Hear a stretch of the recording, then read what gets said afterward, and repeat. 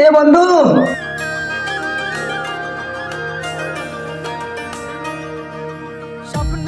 কিরে বন্ধু, তোরা কই যাইতেছ?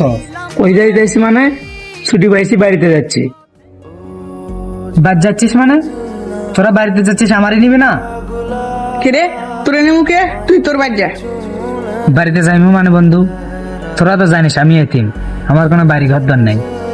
তো বাড়ি ঘরদার নাই সেটা বুঝলাম, তা তুই আত্মীয় স্বজনে বাদ যা।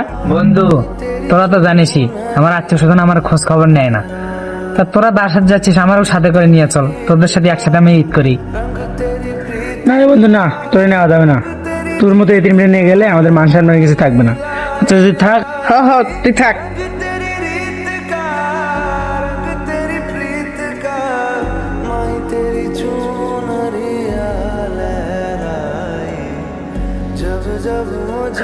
মা, বাবা, আজকে আমি একেবারে ইতিম হয়ে গেলাম। কারণ আমার সাথে যত বন্ধু বান্ধব ছিল সবাই ঈদের ছুটিতে বাড়িতে চলে গেছে, আমি আর যেতে পারলাম না। কারণ তোমরা তো আর পৃথিবীতে বেঁচে নাই। যদি তোমরা পৃথিবীতে বেঁচে থাকতে তাহলে আমি ছুটিতে বাড়ি যেতে পারতাম।